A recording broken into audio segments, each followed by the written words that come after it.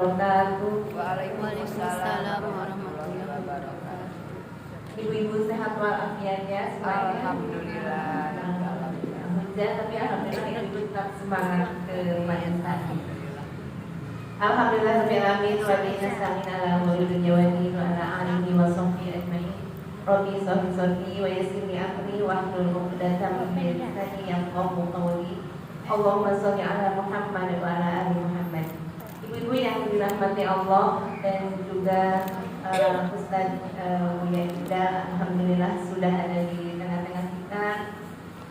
Puji dan syukur hanyalah milik Allah. Pada hari ini kembali Allah mempertemukan kita dalam majelis ilmu di majelis taklim Baitus Salam. Insya Allah kita senantiasa meluruskan niat kita karena Allah, sehingga apapun yang kita perjuangkan hari ini untuk ke majelis taklim ketika hujan atau mungkin di rumah jemuran sudah bikin heboh gitu ya, tapi insya Allah dengan niat yang ikhlas karena Allah semuanya kita bisa melaksanakannya dengan ringan dan insya Allah itu menjadi pahala buat kita ya. Amin. Salawat dan salam semoga tercurahkan kepada qudwah tercinta kita Nabi Muhammad Sallallahu Alaihi Wasallam. Hari ini kita sudah memasuki bulan Sya'ban ya Bu. Tapi kita hari ini mengambil tema masih di hikmah Isra Mi'raj. Insya Allah bukan hal yang udah basi gitu ya. Insya Allah kita senantiasa update. Dan insya Allah hari ini alhamdulillah Ustaz Buya Ida sudah ada di hadapan kita. Jazakallah Ustaz atas kehadirannya. Mari kita sama-sama buka dengan baca basmalah. Bismillahirrahmanirrahim. Selanjutnya kami persilakan. Assalamualaikum warahmatullahi wabarakatuh. Waalaikumsalam warahmatullahi wabarakatuh. Alhamdulillahirabbil alamin. Wassalatu wassalamu ala asyrofil anbiya'i wal mursalin wa ala alihi wa ashabihi ajma'in. Ibu sekalian rahmat Allah, saya akan bacakan surah Al-Isra ayat 1 dan lebih mendengarkannya.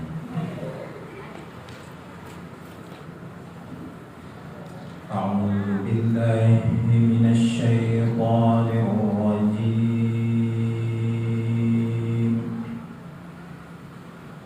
Bismillahirrahmanirrahim.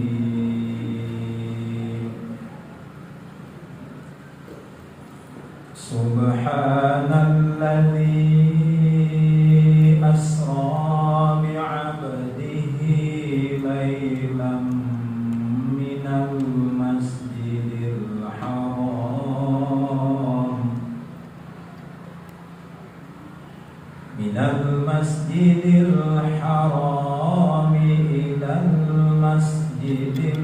aqsa alladzi barakna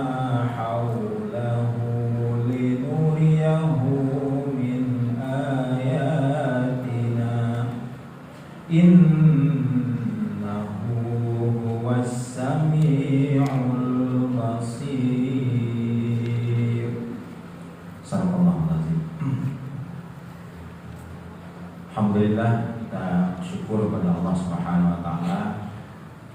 Pada hari ini Allah masih memberikan kepada kita kesehatan, kekuatan untuk beribadah melalui talabul ilmi. Nabi itu salah satu pesannya, "Qulu aliman aw muta'alliman aw mustami'an aw muhibban wa la takunu al-khamis fatahah." Qulu itu maknanya di pagi hari usahakan dirimu menjadi seorang alim atau orang yang menuntut ilmu atau orang yang mendengarkan ilmu atau orang yang senang dengan ilmu. Jangan menjadi yang kelima, maka kau akan celaka. Itu adalah jahil. Ya, jahilan. Ada orang tidak pergi ke majelis taklim tapi senang. Ibu tinggal di mana? Di Bogor Country. Gimana tinggal senang? Oh enak. Di sana itu ada pengajian setiap minggu. hadir nggak pengajian? Enggak. Senang aja. Senang aja. Tinggal menguatkan di. Peristiwa Isra Mi'raj ini adalah sebuah peristiwa yang disebut dengan mukjizat. Dia mukjizat yang diberikan oleh Allah kepada Rasulullah SAW dengan memperjalankan Nabi Muhammad secara fisik dan ruh. Bukan ruh, tapi fisik dan ruh, jasad dan ruh. Allah memperjalankannya. Subhanalladzi asra bi 'abdihi lailan, di waktu malam, tapi tidak 10 malam, karena kalau 10 malam namanya al-lailah ya. Tapi kalau lailan itu sebahagian malam, bisa setengahnya, bisa seperempatnya, karena Rasulullah itu dibangunkannya kan tengah malam. Tengah malam itu waktu Rasulullah tidur, datang malaikat membangunkan beliau, lalu kemudian diajaknya ke ruangan operasi ya. Diajak ke tempat, dibelah dadanya ya. Kalau ibu-ibu sesar misalnya kan ruangan khusus ya. Orang dioperasi kan khusus, nah ini ruang khusus ya. Kita nggak tahu tempatnya di mana, tapi yang jelas tidak ada orang yang melihat. Kalau waktu dulu waktu kecil ada yang melihat, itu anaknya Halimah Sa'diyah, makanya dia langsung buru-buru pulang. Papa, mama, katanya, Muhammad ditangkap orang, belah dadanya, gitu kan. Nah, kalau ini nggak ada yang lihat, jadi dibelah dadanya, dioperasi tanpa alat ya. Nah, dan kemudian dibersihkan jantungnya itu, hatinya ya, dibersihkan dengan air Zam-Zam. Jadi nggak ada lagi, makanya Rasulullah itu nggak ada sifat hasad, nggak ada sifat dendam, nggak ada ya, karena sudah bersih. Ini persiapan karena menghadap kepada Allah Subhanahu Wa Taala. Ini perjalanan yang sangat luar biasa, yang menghadap kepada Allah ke Sidratil Muntaha, nanti namanya Mi'raj. Nah, setelah Allah kemudian linuriyahu min ayatina, kami akan nampakkan kepada mereka itu tanda-tanda kekuasaan kebesaran kami. Jadi Rasulullah nggak tidur ya, katanya mereka melihat. Kan kata orang kan, kalau ibu-ibu pergi ke Jogja naik kereta api, berangkat jam 8 malam naik Agro Bromo, langsung tidur. Tapi udah sampai Jogja. Ya, ini enggak, ini Rasulullah nggak tidur. Jadi dilihatkan nanti ada peristiwa yang dinampakkan oleh Allah nanti kepada Rasulullah SAW. Ya, itu dari Masjid Al-Aqsa ke Masjidil Haram ke Al-Aqsa, nanti ke Sidratil Muntaha. Dalam sebuah kitab Sahih Muslim ada bab namanya bab Isra bi Rasulillah SAW ila samawat, dan dipadukannya sholat yang 5 waktu. Diceritakan ini oleh Rasulullah SAW dalam hadis Anas bin Malik. Rasulullah kemudian bercerita, aku didatangi dengan burak katanya. Ini setelah setelah dibersihkan semua itu burak. Burak ini warnanya putih bersih. Ukurannya itu tidak terlalu tinggi ya. Kalau kuda kan lebih tinggi. Di bawah kuda itu kan ada keledai ya, antara bagal dan keledai ya. Jadi enak dari tunggangin. Kuda kan berjuang. Tapi dalam riwayat Rasulullah agak kesulitan menungganginya karena ada sedikit mungkin binatang ini langsung bergerak gitu ya. Lalu kata Jibril kepada Burak, Burak, kamu tahu nggak yang duduk di punggungmu itu? Muhammad. Begitu mendengar nama Nabi Muhammad langsung dia diam ya. Itulah Rasulullah SAW itu sudah dikenal oleh makhluk ya, oleh binatang, oleh para malaikat, itu sudah dikenal nama Nabi Muhammad itu. Kalau dikenal dengan nama Nabi Muhammad, maka kemudian binatang itu kemudian dia diam sehingga Rasulullah duduk dengan tenang. Lalu aku mengendarainya ya. Nah, dalam riwayat yang lain dan kitab yang lain, ketika Rasulullah menaiki burak itu, ternyata ada jin ifrit Jin Ifrit inilah yang dulu pernah diminta oleh Nabi Sulaiman untuk memindahkan singgasana Ratu Bilqis. Jadi iblis itu punya pasukan tentara yang generalnya itu namanya Ifrit, ya, Jin Ifrit. Jadi Ifrit ini membawa obor api untuk membakar Nabi, dikejar di belakang, yang kejar. Dan Jibril melihat, soalnya dia tahu, diajarkanlah oleh Jibril doa, ya, kepada Rasulullah SAW, sehingga kemudian api itu padam. Dia ada doa yang diajarkan oleh malaikat Jibril, dan kalau doa ini kita baca, maka kita juga terhindar dari segala macam gangguan-gangguan setan, ya, di malam hari. Jadi kemudian sampailah Rasulullah itu di Baitul Maqdis.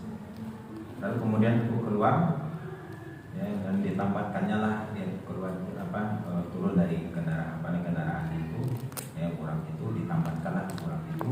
Rupanya sudah ada tempat penambatnya, ya. Jadi burang itu ada talinya itu ditambatkan di situ. Karena burang ini adalah kendaraan para nabi sebelum Nabi Muhammad.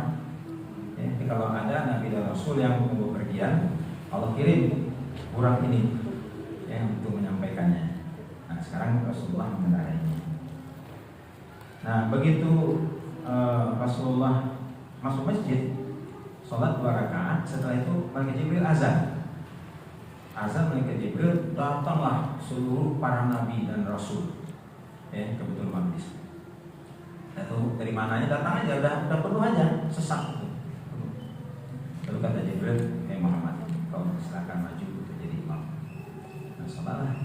Kalau dulu tuh sholat itu 2 rakaat, ya, 2 rakaat dulu. Tidak seperti sekarang kita ada yang 4 dan 3 gitu, ya, 2 rakaat. Jadi Rasulullah jadi imam. Di sini kita ketahui bagaimana agungnya dan posisi Rasulullah itu sangat mulia dibandingkan dengan nabi-nabi yang lain.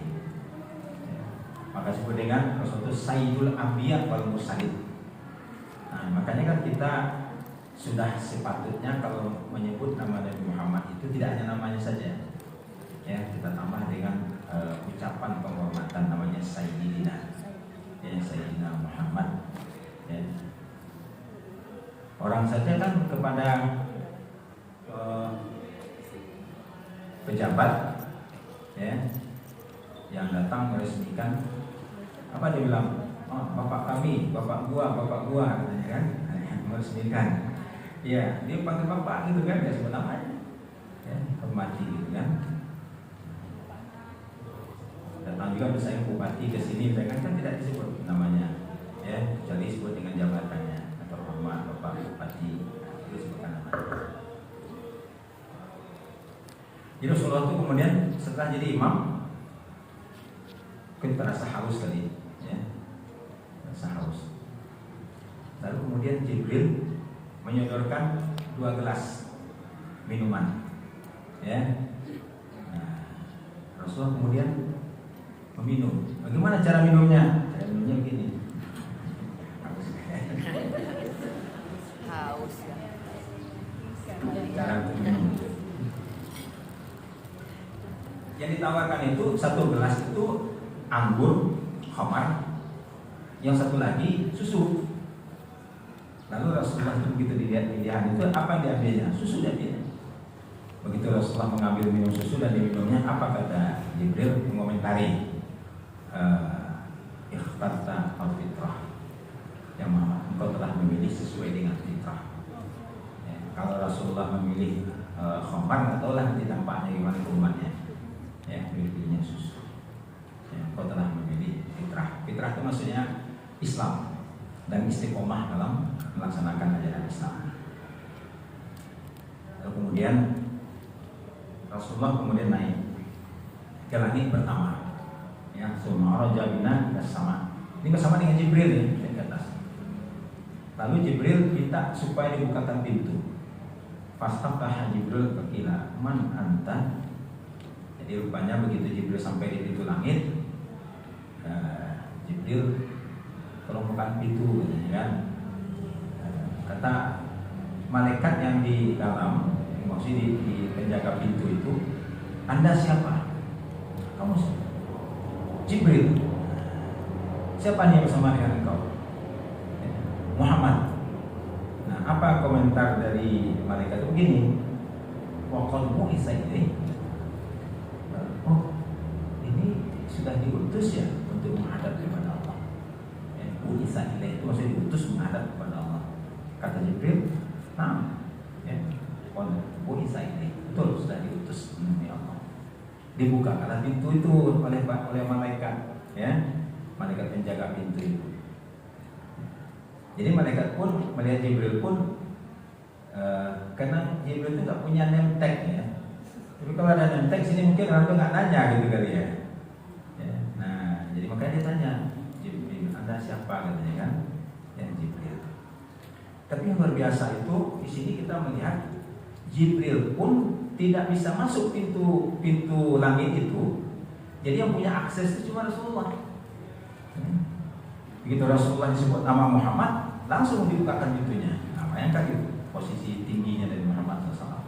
Ya, dia punya akses untuk bisa membuka pintu langit. Nah, pada langit pertama ini ketemu dengan Nabi Adam. Nabi Adam mengucapkan ucapan selamat datang, ya, marhaban. Wada'a li bi khair, kata Nabi, dia mendoakan untuk kebaikan. Supaya Nabi Adam enggak menanya-nanya juga, gitu kan? Soalnya perjalanannya singkat ini. Ya, naik lagi lah ke langit yang kedua.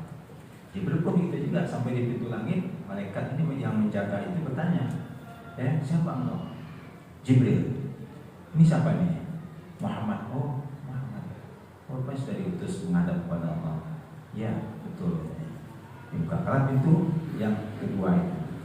Nah, situ Rasulullah berjumpa dengan Nabi Isa, ya, dan Nabi Yahya. Lalu kemudian kedua-duanya menyambut dengan baik, ya, marhaban, dan kemudian mendoakan Rasulullah SAW. Nah, lalu kemudian naik lagi yang pintu yang ketiga. Sama seperti tadi, Anda siapa? Kata malaikat. Ya, Jibril, saya Jibril. Ini siapa yang bersama dengan engkau? Muhammad. Oh, sudah diutus. Iya, sudah diutus menghadap kepada Allah. Dibuka karena pintu itu. Di sana Nabi berjumpa dengan Nabi Yusuf, ya, sallallahu alaihi wasallam. Lalu kemudian naik lagi ke pintu yang keempat. Jibril pun minta supaya dibukakan pintunya. Mereka juga bertanya juga, ya, mana anta? Jibril, ini siapa bersama dengan kau? Muhammad. Ya, oh, diutus Nabi Muhammad. Ya, sudah dibukakan pintu itu, lalu kemudian disambut oleh Nabi Idris. Ya, Nabi Idris menyambut dan kemudian mendoakan Rasulullah kebaikan. Lalu kemudian naik lagi, ya, ke langit yang kelima. Ya. Lalu kemudian malaikat bertanya juga, ya. Jadi rupanya antar malaikat ini nggak ada koneksi juga, ya. Kalau di kita kan, itu udah datang ke Jibril, gitu kan, nggak perlu nanya lagi deh, ya. Jadi masing-masing punya wilayah masing-masing, ya. Kalau kita pergi ke kantor kan, kantor gedung orang misalnya kan, lalu orang masuk, dan nanti dia ini masih kata ini udah masuk nih, ada tamu kita, kan begitu. Nah, ini rupanya malaikat bertanya juga, Anda siapa? Muhammad. Anda siapa? Jibril. Siapa bersama dengan Muhammad? Oh, rupanya sudah diutus. Oh iya. Lalu kemudian dibukakan pintu langit yang kelima itu. Di situ bertemu dengan Nabi Harun. Ya, dengan Nabi Harun. Nabi Harun pun kemudian mengucapkan selamat datang dan mendoakan untuk Rasulullah kebaikan. Nah, naik lagi naik yang ke-6, ya. Begitu lagi yang ke-6, mereka bertanya lagi, Anda siapa? Jibril. Itu siapa ini sama dengan engkau? Muhammad. Sudah diutus ya. Ya. Jadi rupanya begini, Allah itu sudah memberitahu itu jauh sebelum Nabi Muhammad, mungkin sebelum Muhammad lahir pun juga sudah kasih tahu bahwa nanti akan datang hambaku namanya Muhammad, ya, untuk menghadap kepadamu. Nah, makanya mereka tanya, oh, sudah diutus ya? Sudah. Nah, di langit yang ke-6 ini berjumpa Rasul dengan Nabi Musa alaihissalam. Ya, Nabi Musa di langit yang ke-6. Ya, Nabi Musa kemudian mengucapkan selamat dan kemudian mendoakan. Ini belum ngobrol ini. Naik lagi ke atas. Nah, situ berjumpa dengan apa? Langit yang ke-7, ya, langit ke-7.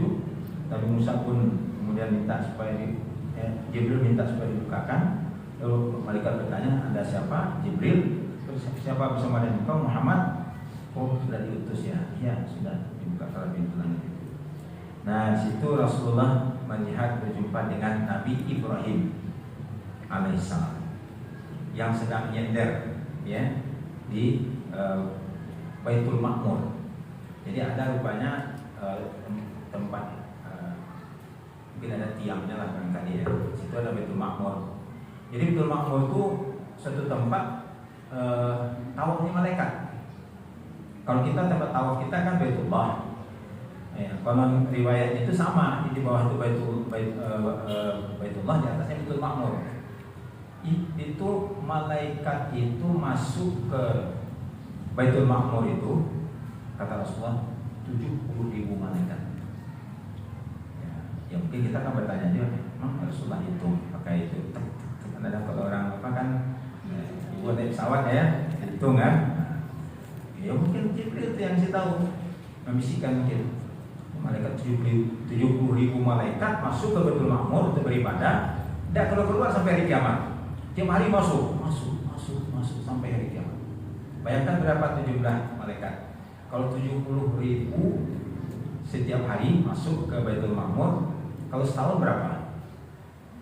Sehari 70.000. Ya, kalau sebulan saja kali 30. Kalau setahun 10 tahun, 1000 tahun. Waduh. Nah, makanya ada sholawat ya yang bisa menggetarkan arsy. Jadi ceritanya itu Rasulullah SAW sedang dengan ada sahabat, ada Abu Bakar, lalu datang bapak-bapak. Pak, duduk sini Pak. Sahabat heran, apa nih kemuliaan orang ini kok bisa disuruh duduk dekat Nabi Muhammad SAW? Lalu Rasulullah menjelaskan, barusan Jibril mengatakan kepada saya, inilah orang yang telah berselawat untukku yang belum pernah ada selawat sebelum itu. Artinya orang ini tidak pernah mendapatkan ajaran dari Rasulullah, cuma perintah selawat ada dalam Quran. Ya, innallaha malaikatahu yusholluna 'alan nabi ya ayyuhalladzina amanu shallu 'alaihi wa sallimu taslima. Ya. Jadi berselawatlah kamu kepada Rasulullah itu dengan selawat dan salam. Nah, orang ini rupanya mengucapkan selawat itu yang belum pernah diajarkan, maka dimuliakan Rasulullah SAW. Ya. Ada di antara ibu yang tahu apa selawat yang dibaca oleh bapak ini ketika itu? Ada yang udah tahu? Kalau udah tahu nggak ditulis, kalau belum tahu tulis.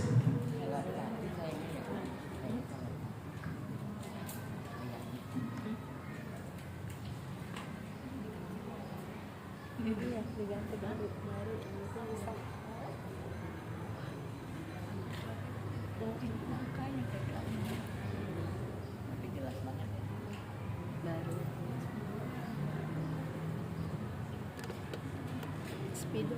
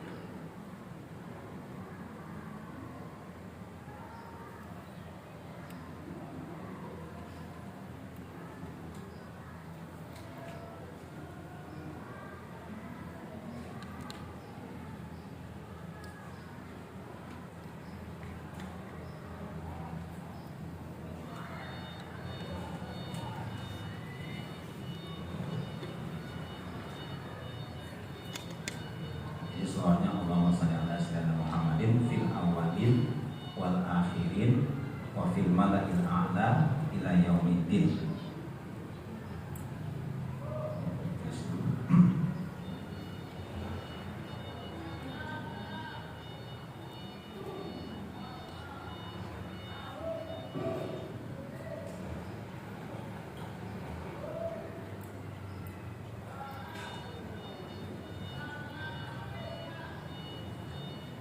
Allahumma shalli ala sayyidina Muhammad fil awalin, itu maknanya ya Allah berikanlah selawat untuk Nabi Muhammad fil awalin, sebanyak orang yang terdahulu, wa fil akhirin, sebanyak orang yang terakhir. Maksudnya itu sifat seluruh manusia, di manusia awal dan manusia akhir, sebanyak itu selawatnya. Wa fil malail a'la, dan sebanyak malaikat yang ada di atas itu. Wa fil malail a'la ila yaumiddin, sampai hari kiamat. Ya, jadi ini salah satu versi ya dalam selawat kepada Rasulullah SAW. Kalau yang biasa kita baca dalam sholat itu kan namanya selawat Ibrahim ya, karena mendoakan juga Nabi Ibrahim. Ya, Allahumma shalli ala. Dan itu biasanya kalau di dalam sholat kita baca seperti yang diajarkan oleh ada ulama yang menambahkan kata Sayyidina, ya itu pun dibolehkan. Ya, Allahumma shalli ala Muhammad wa ala Muhammad kama shallaita ala Ibrahim wa ala ali Ibrahim wa barik ala Muhammad wa ala Muhammad kama barakta ala Ibrahim wa ala ali Ibrahim fil alamin innaka Hamidum Majid. Ya, itu kalau dalam sholat bagusnya kita baca tanpa Sayyidina. Ya, tapi ada ulama yang membolehkan baca Sayyidina. Ya, kalau di luar sholat itu dianjurkan kita membaca kata Sayyidina. Karena Sayyidina itu maknanya adalah penghormatan, adab seseorang hamba Allah kepada Nabi Allah. Ya, karena kita dilarang memanggil nama Nabi itu namanya seperti memanggil teman gitu. Nah, itu dilarang. Jadi kita harus memanggil nama Nabi itu dengan memuliakannya. Ini diutamakan ya. Tidak ada dua itu selawat tuh ya.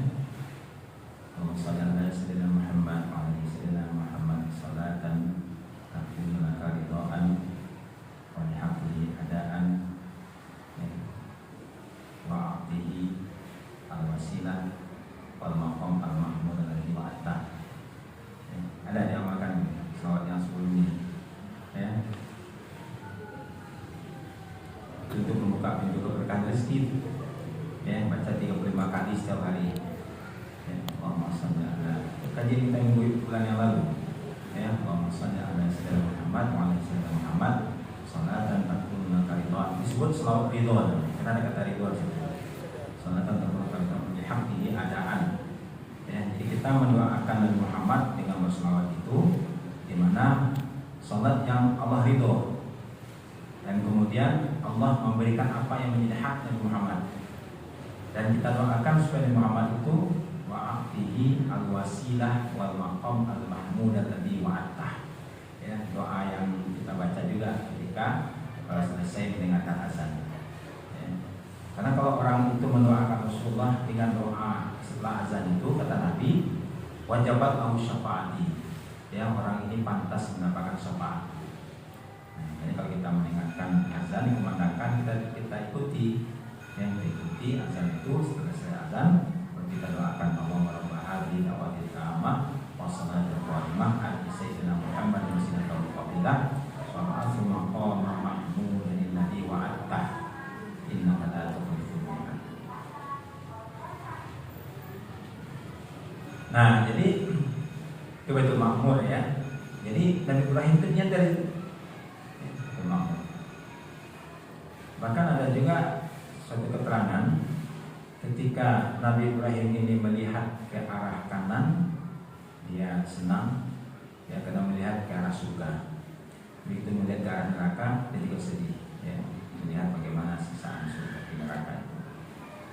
Nah, ada pesan salam dari Nabi Ibrahim kepada kita ya. Kata Nabi Ibrahim kepada Muhammad, sampaikan salamku kepada umatmu. Sampaikan salam kepada mereka dan katakan kepada mereka bahwasanya surga itu tanahnya subur ya, tanamin. Nah, dengan apa menanaminya? Ternyata mereka dengan apa? Dengan kalimat thayyibah, subhanallah walhamdulillah wa la ilaha illallah kalau ibu baca itu tiap hari, berarti setiap hari itu nanti nanam. Nah nanti panennya nanti di sana, ya. Panennya nanti di surga nanti. Nah makanya dibiasakan baca itu. Dan itu sudah terkumpul dalam sebuah rotib, namanya ya, rotib al-haddad. Ya. Jadi ulama-ulama itu ada yang menulis rangkaian doa dan zikir perlindungan. Ya. Nah ada yang kalau dapat diamalkan itu namanya rotib al-haddad. Al-haddad itu nama ulama. Jadi ada namanya Abdullah bin Alawi al-Haddad, ya, seorang ulama besar di Tarim, Yaman. Ya, nah itu dia mengajarkan itu kenapa? Karena ada satu kisahnya itu ada satu masyarakat terancam, ya, oleh Syiah, ya, Syiah Rafidhah. Syiah Rafidhah itu yang menyerangnya dulu. Kalau kita pernah juga Karibin Ilham dulu diserang kan, ya, Zikro itu. Ya, kan? Syiah itu ada macam-macam juga. Ada Syiah yang Rafidhahnya, ada yang Isna Asyariyahnya, ada Imamiyahnya, gitu kan? Nah, macam-macam. Tapi ada yang terhadap umat Islam itu keras, ada juga. Ada yang lembut juga.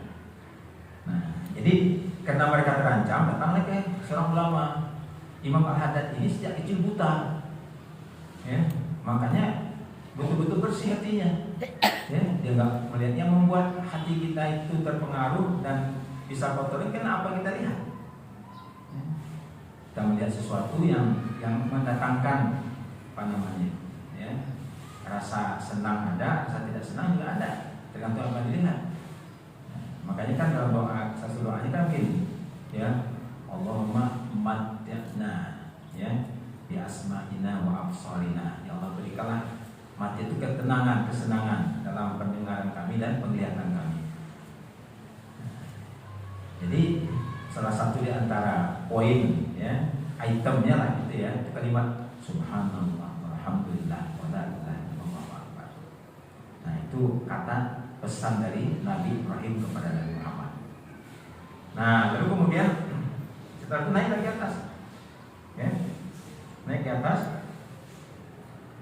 Ada satu keterangan, tapi saya tidak menemukan lah keterangan itu dari kitab referensinya, ya. Cuma baru mendengarkan saja.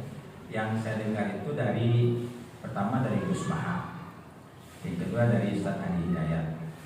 Ya, bisa cari-cari di mana riwayatnya. Itu tentang Rasulullah itu begitu naik, itu mengucapkan tahiyat. Tahiyat itu ucapan penghormatan. At-tahiyatul mubarakatul shalawatut thayyibatulillah. Ya kan? Ini kita baca dalam tasyahud. Ya. Itu kan artinya segala penghormatan, penuh keberkahan, ya, penuh kedamaian, ya, untuk Engkau ya Allah, ya. Lalu Allah jawab, Assalamu alayka ayuhan nabiyyu wa rahmatullah. Ya. Lalu kemudian dijawab lagi berdoa lagi dari Assalamu alayna wa ala ibadikas sholihin, ya. Nah, jadi setelah terjadi pembukaan begitu, lalu kemudian Allah fardukanlah kepada Nabi Muhammad itu 50, ya, 50 sholat, bukan rakaat nih, ya, sholat itu 50, ya. Kalau yang 5 itu kan namanya 5, kalau nanti 50 itu 50 juga namanya itu, ya. Rasulullah kan ya namanya perintah, terima aja, turun. Nah, waktu turun kan di langit ke-7 kan dengan Nabi Ibrahim nggak komen, ya, tapi begitu ketemu dengan Nabi Musa di langit yang ke-6, ya Muhammad, apa yang kau dapatkan, ya, dari Allah? Aku dapat perintah sholat 50 waktu. Apa kata Nabi Musa? Gak kuat banget, ya. Saya saja, ya, sudah berat. Jadi Nabi pun ada perintah sholat juga. Jadi sebelum itu udah ada perintah sholat, cuma 2 rakaat, nggak seperti yang sekarang ini, ya. Makanya Rasulullah kan sholat itu waktu Isra Mi'raj itu kan sholat kami melakukan mereka juga itu sholat. Dikata Nabi Musa, mau juga kuat, minta keringanan, diskon. Nah, bahasa kitanya diskon, ini keringanan takfif. Nah ini, ya, Jibril kita naik lagi katanya. Jibril itu sampai langit yang ke-7. Kalau wilayah Sidratul Muntaha itu sudah wilayahnya Allah. Gak bisa lagi yang lain kecualinya yang diizinkan oleh Allah. Itulah Muhammad yang diutus untuk menghadapi. Menurut cerita riwayatnya itulah kurang 5, ada mengatakan kurang 10, kan? Tapi intinya setiap turun ditanya lagi berapa, udah kurang sekian, udah kuat sampai tinggal 5. Nah itu sampai tinggal 5. Nah waktu 5 itu, Allah mengatakan kepada Rasulullah SAW, ya Muhammad, inna kunna khamsu salawatin kulla yaumin wa lailah. Ya Muhammad, sesungguhnya ini 5 salat setiap siang dan malam. Ya, sehari siang dan malam. Makanya nanti ada riwayatnya Jibril menyampaikan di subuh 2 rakaat, kemudian zuhur 4 rakaat, asar 4 rakaat, maghrib 3 rakaat, isya 4 rakaat. Nah itu sudah begitu ketetapannya, ya, yang diajarkan oleh malaikat Jibril kepada Rasulullah SAW, ya, dan diajarkan kepada kita. Makanya ada ayat shollu kama ra'aitumuni usolli. Sholat kan bisa bagaimana aku sholat. Jadi makanya kita nggak boleh nambah-nambah. Ya, kok ibu sholat subuhnya 4 rakaat lagi mood, nah itu kan nambah 2 rakaat, nggak bisa. Ya, kan pemilik kita kan kenapa kok subuh 2 rakaat? Mesti kan fresh itu segar itu 4 nah gitu kan. Bisa lah bagusnya yang 2 karena berat banyak. Ternyata enggak. Ya, Allah Subhanahu Wa Taala menentukan. Boleh kita tambah, boleh kita kurangi. Nah, jadi ini ada satu keterangan ya, dari dialog Allah dengan Nabi Muhammad. Ya Muhammad, innahunna khamsu salawatin kulla yaumin wa lailah. Itu yang pertama. Ya Muhammad, sesungguhnya ada 5 salat ya, setiap siang dan malam. Likulli salatin ashrun. Nah, bagi satu salat itu dapat pahalanya 10. Ya.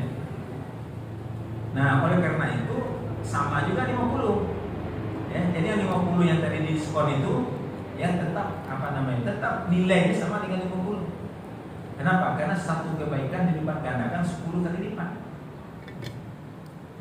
Lalu kemudian kata Allah, barang siapa yang berniat baik ya di kalangan umat engkau, baru berniatnya, lalu kemudian dia tidak sempat melakukan niatnya itu, maka dapat pahala satu kebaikan. Nah, kalau dia melakukan niat baiknya itu, maka ditulislah 10. Itu namanya al-hasanah bi asyri amsalihah.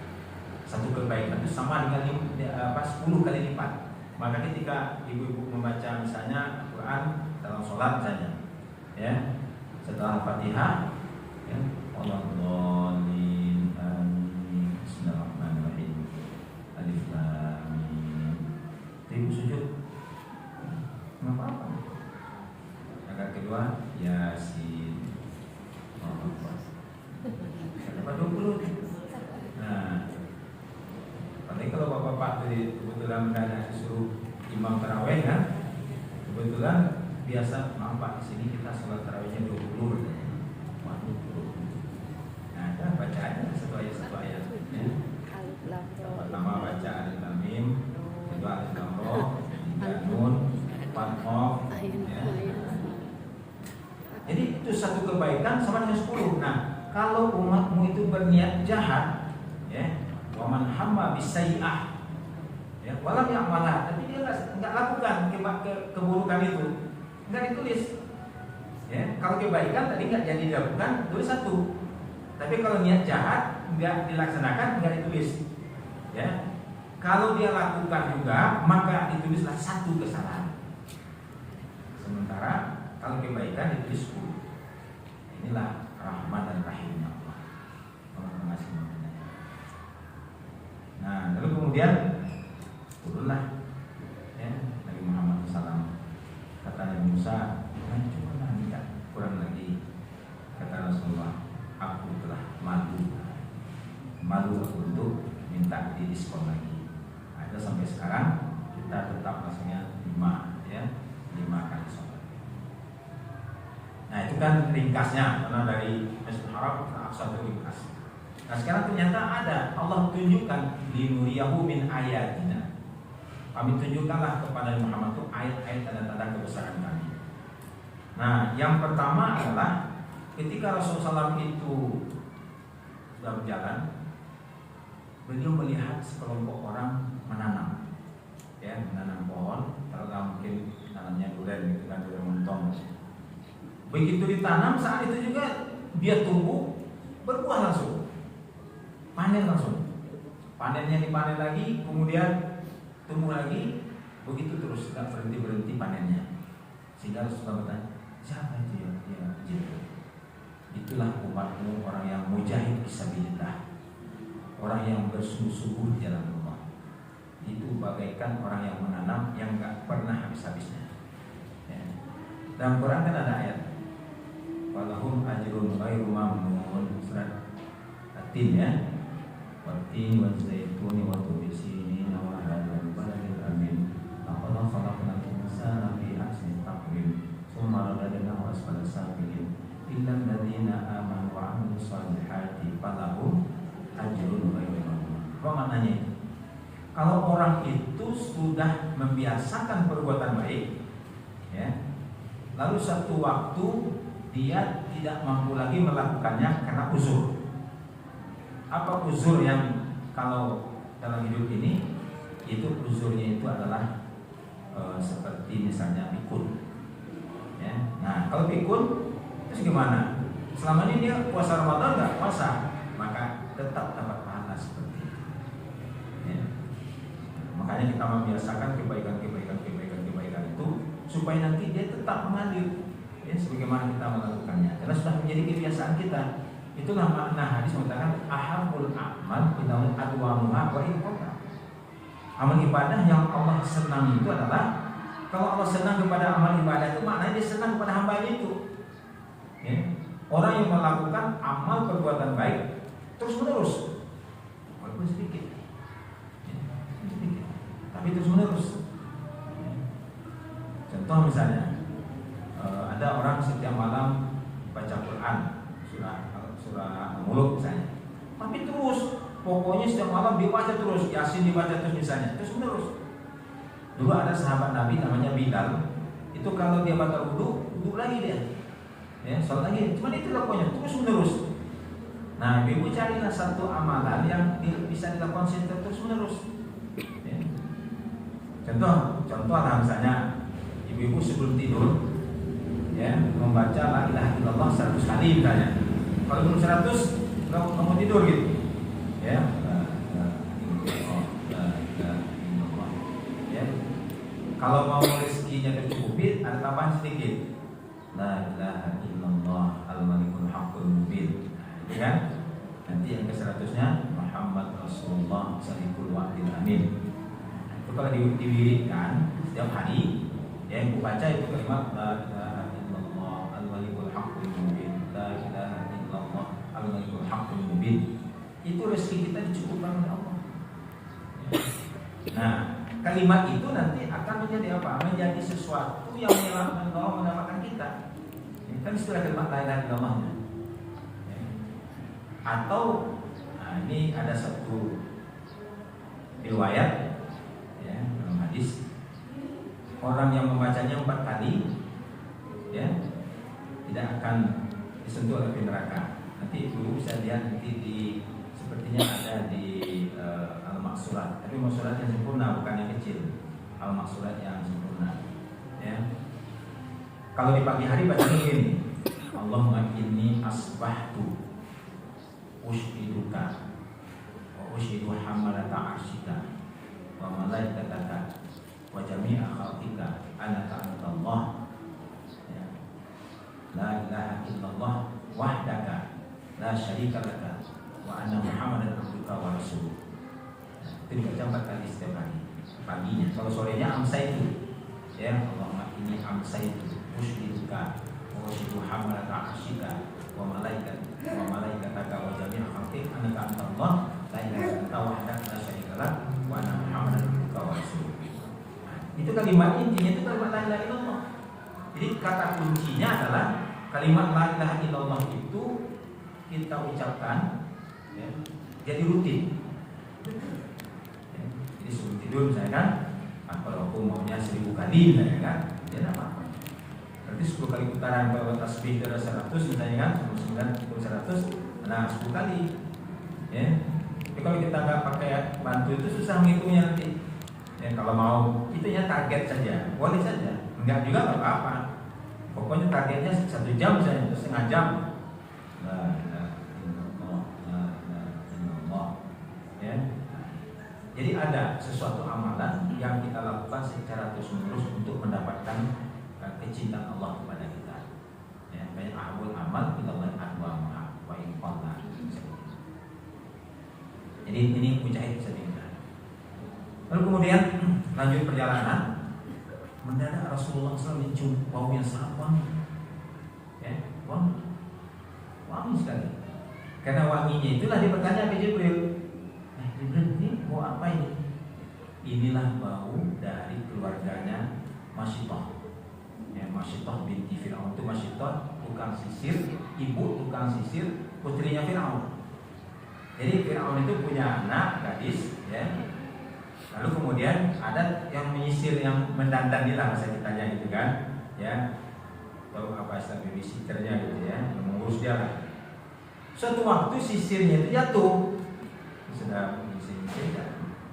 Ketika jatuh dia ambil, dia mengucap Bismillah. Bismillah. Kedengaran sama anak ini. Baca apa? Bismillah. Siapa tahu Allah?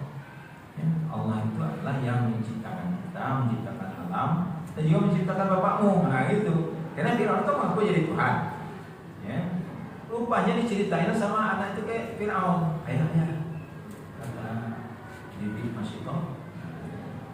Katanya Tuhan kita itu Allah, bukan ayah katanya. Gitu. Marah Fir'aun. Dia panggil Masyitah. Ya. Suruh merubah keyakinannya.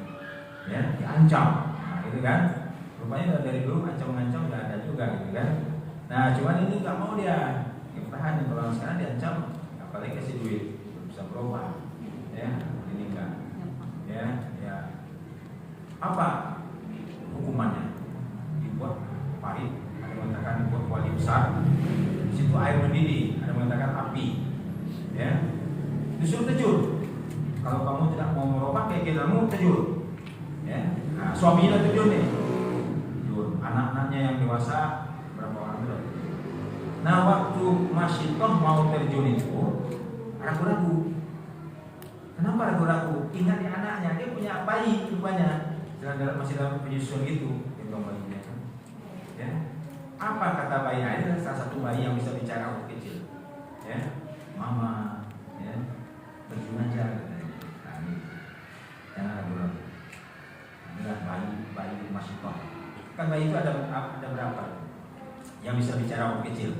Pertama bayi Masyitah, yang kedua bayinya Nabi Yusuf.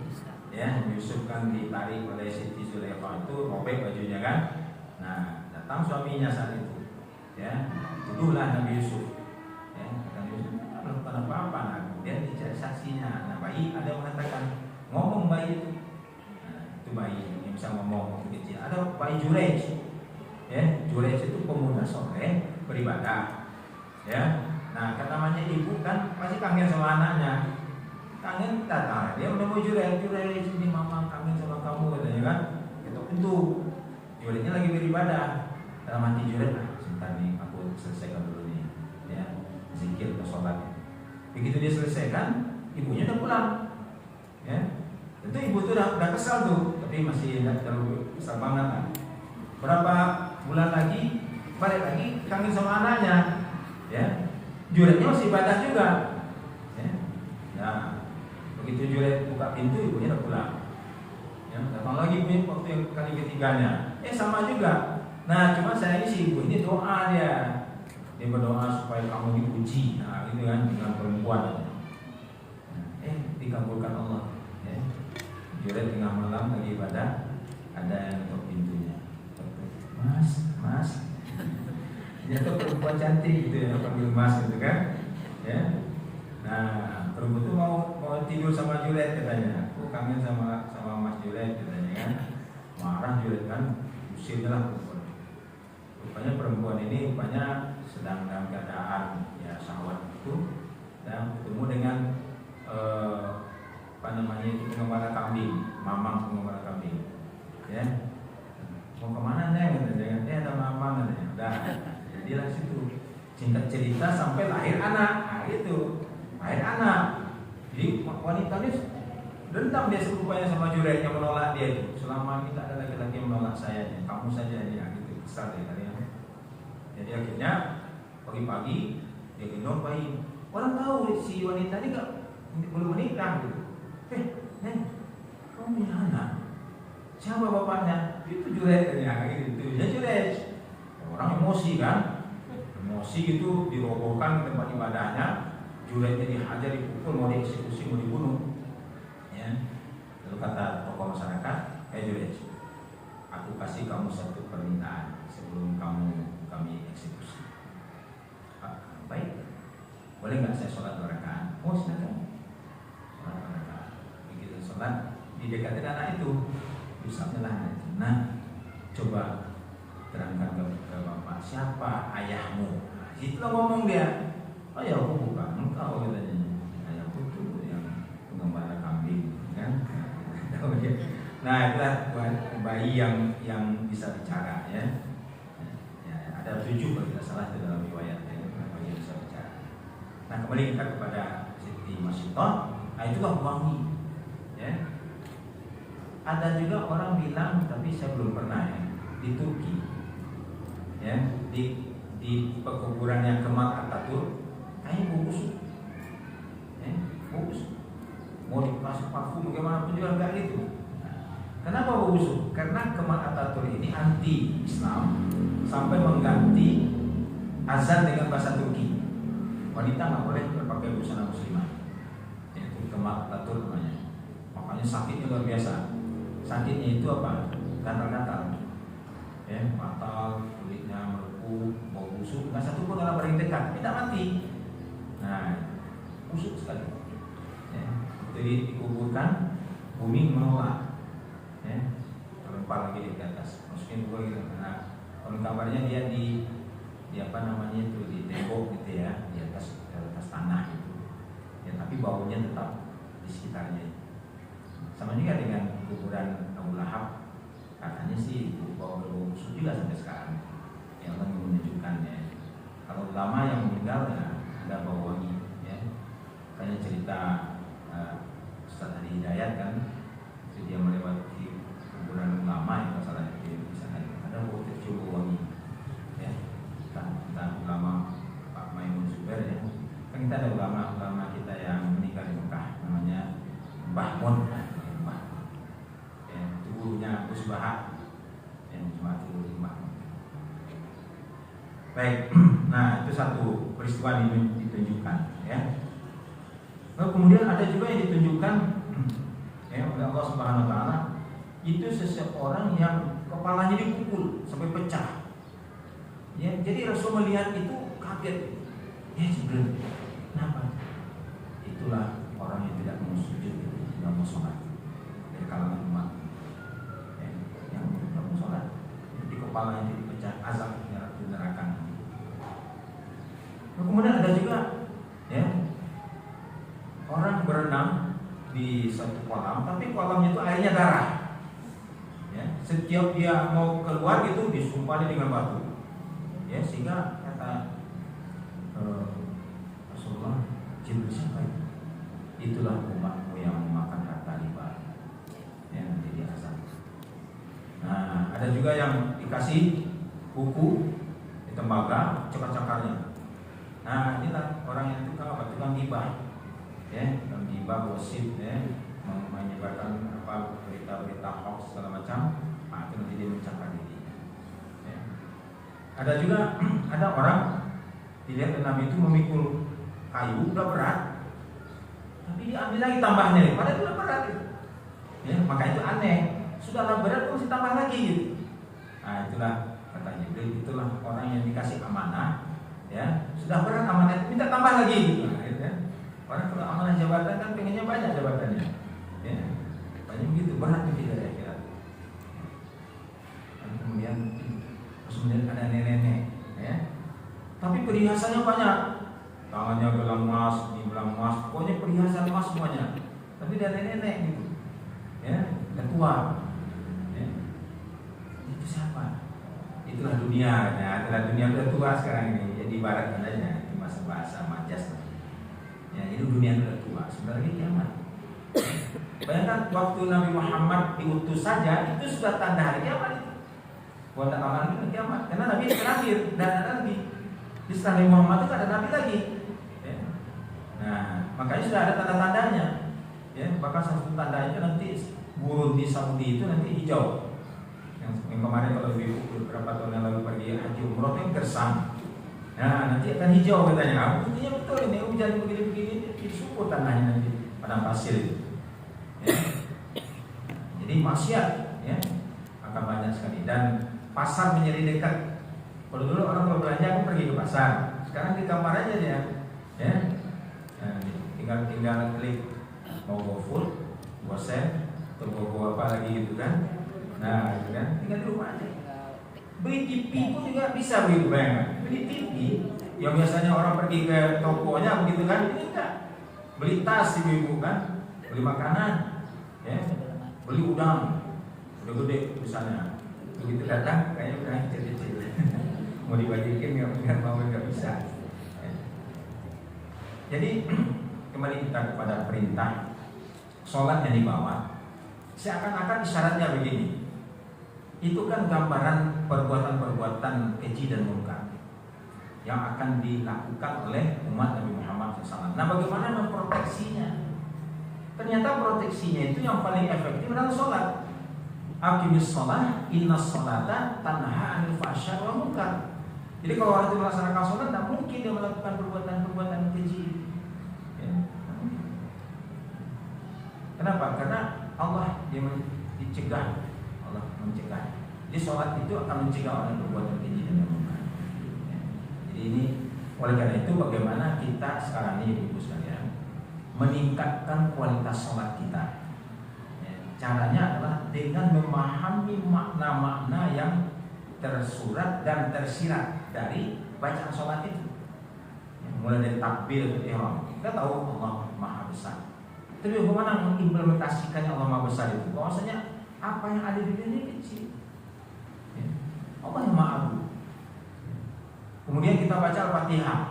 Ya, kita mulai dengan Bismillahirrahmanirrahim, Alhamdulillah. Itu mana Alhamdulillah itu apa?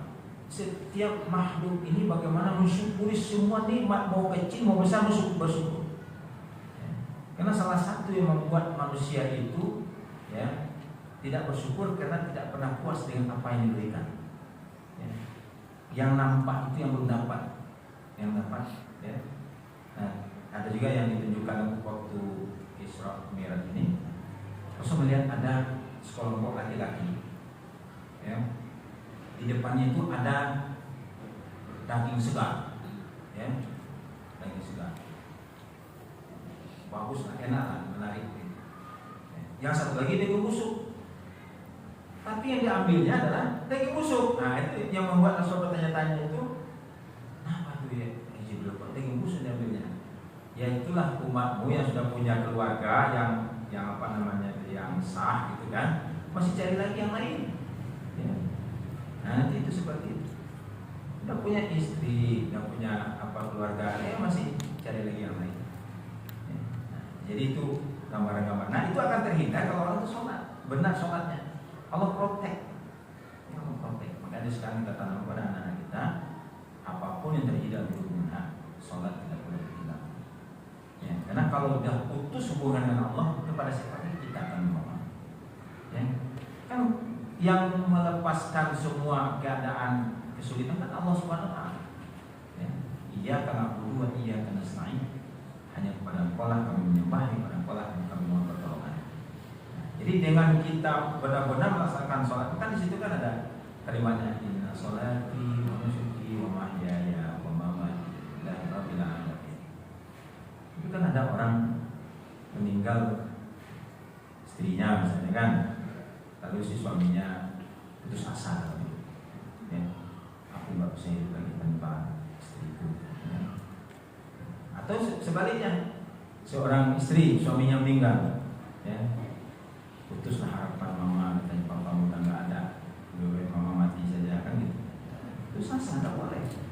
Ya. Kenapa? Karena disitulah Allah yang kita cintai. Bagaimana kita mencintai Allah itu melalui kata-kata itu. Ya. Bukan kan begini. Rasulullah ada tidak tahu gitu. Ya Muhammad, ismasyita. Silakan engkau hidup sesuka hatimu. Fa innaka mayyit, kamu akan mati. Ahbib, nah gitu. Masyita, fa innaka mufariq. Silakan kau senangi, cintai siapapun, apapun, tapi kamu akan berpisah dengannya. Berpisah. Nah, kita lihat sekarang kan banyak orang-orang yang berpisah dengan katanya. Mungkin karena musibah, bencana segala macam.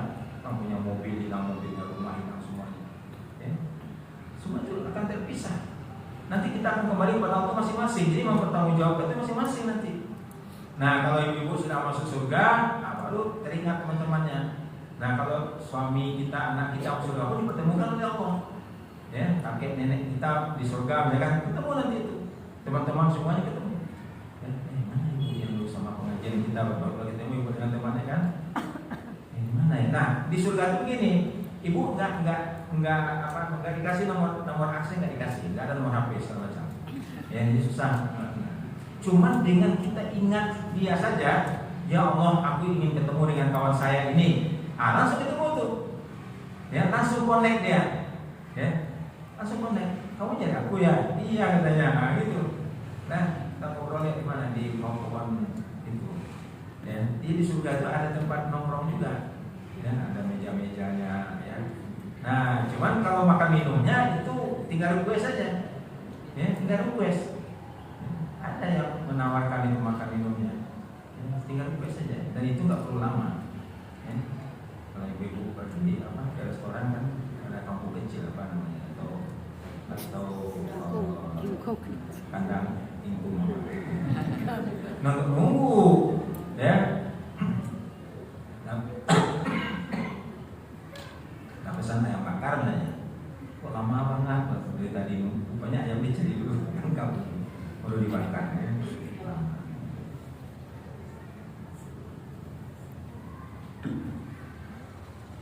Jadi demikian ibu sekalian rahmatan Allah. Inti daripada Islam itu adalah bagaimana sholat ini betul-betul sampai khusyuk.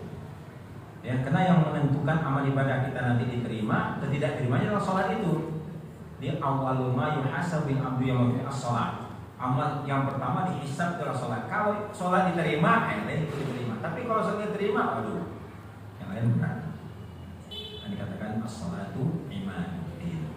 Sholat adalah tiangnya agama. Nah, ini barangkali kajian kita pada hari ini. Sebelum kita akhiri, kalau ada satu pertanyaan. Ada yang mau ditanya?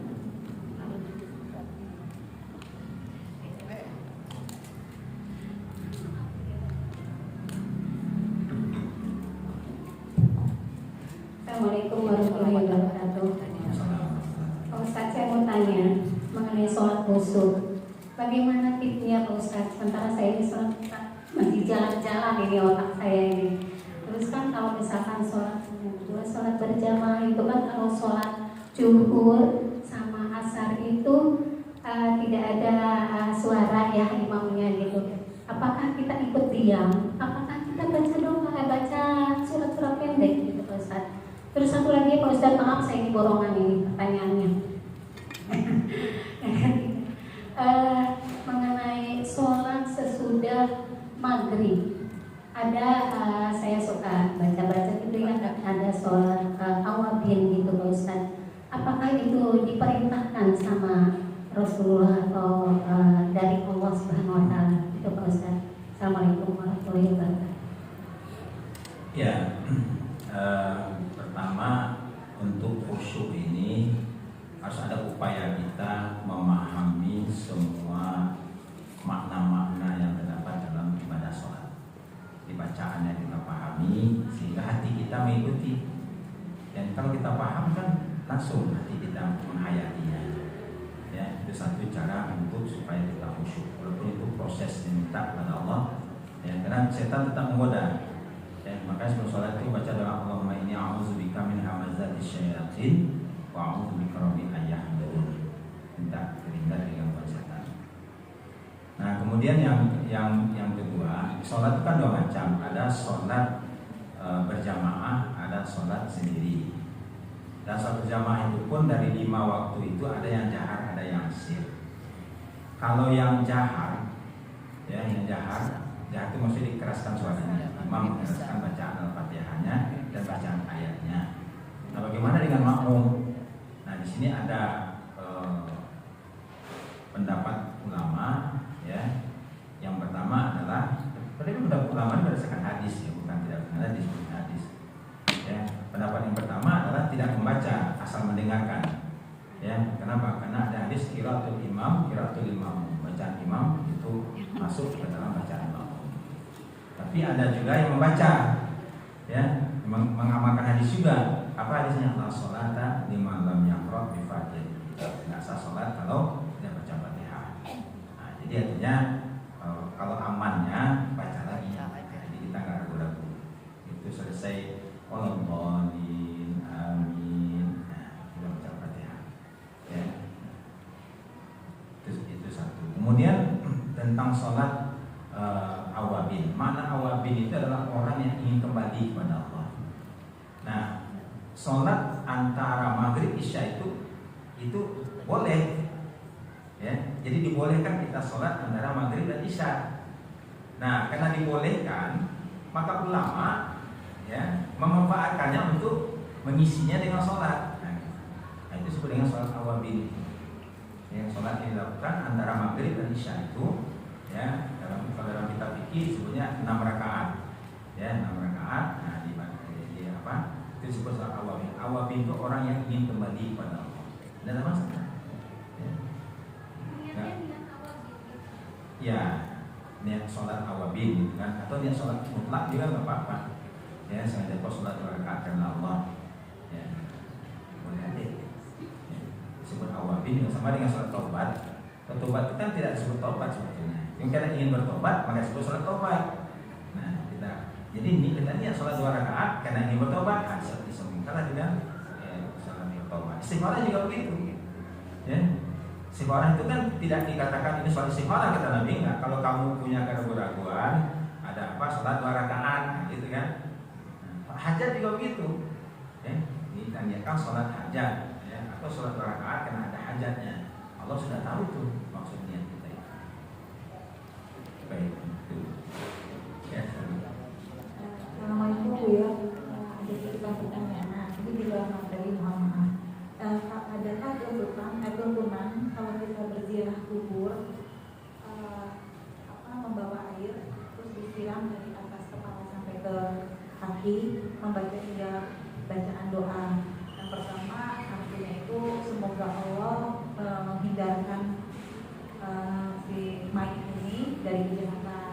Yang kedua semoga Allah mendinginkan alam kuburnya dengan cara disiram kaki. Terus yang ketiga semoga Allah menempatkan surga sebagai tempat tinggal si ahli kubur itu. Adakah tuntunannya seperti itu atau memang kalau kita datang ke sana hanya sekedar baca Al-Fatihah atau ya seperti itu? Ya, dulu tuh pernah begini. Dalam riwayat itu, kalau ada orang meninggal kata Nabi, wala tahbisu, jangan kamu tahan-tahan, wa asriku ila qabrihi, segera dikuburkan. Setelah dikuburkan, bacakan Al-Fatihah di kepalanya dan bacakan 2 ayat di akhir surah Al-Baqarah itu, Amanah Rasul, di kakinya. Nah, ada itu riwayatnya kalau kita ziarah kubur, ya. Dan kemudian Rasulullah kalau ziarah kubur, ke kuburan-kuburan yang sudah lama, umum, itu mengucapkan salam. Assalamualaikum ya ahlal kubur. Jadi doakan ghafarana walakum, semua Allah mengampuni kami dan Anda juga. Jadi doakan Nabi. Dia boleh mendoakan. Orang yang berkubur, misalkan kita ziarah kubur nih kemana gitu, kita doakan, ya boleh doakan. Itu satu. Nah, ada pun nanti menyiram itu, jadi ini mungkin kiasnya begini. Dulu itu Nabi pernah ada kuburan, tiba-tiba wajah Nabi itu ekspresinya sedih dan terus ini lagi diazab kan, yang satu karena tukang fitnah, yang satu tidak istinja kalau mau air. Diambil korma, dipatahin korma yang masih segar itu, tanam situ. Semoga mudah-mudahan tasbih korma ini selama masih basah ini meringankan beban kami. Nah, Rasul tidak mendengarkan lagi jadikan satu.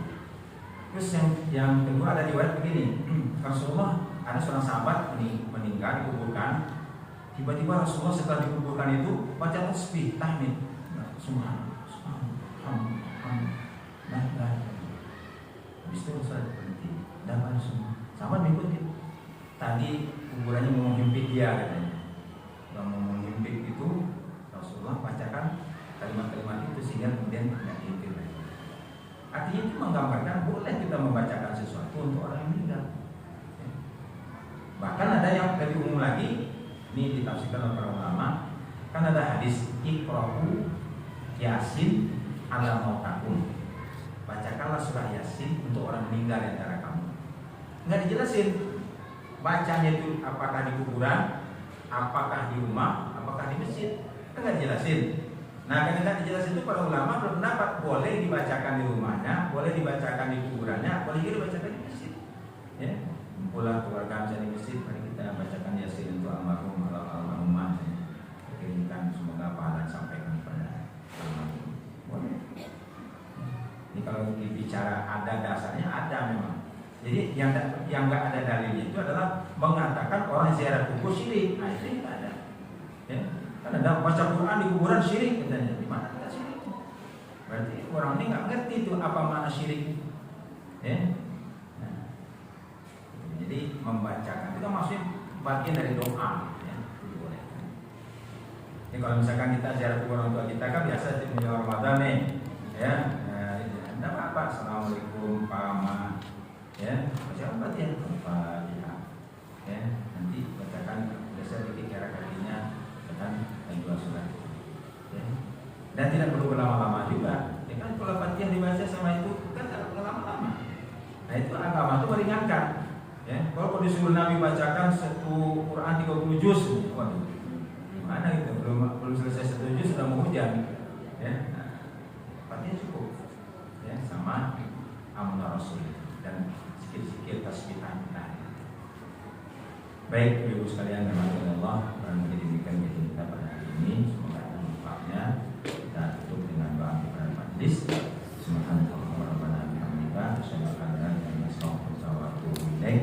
Assalamualaikum warahmatullahi wabarakatuh. Waalaikumsalam.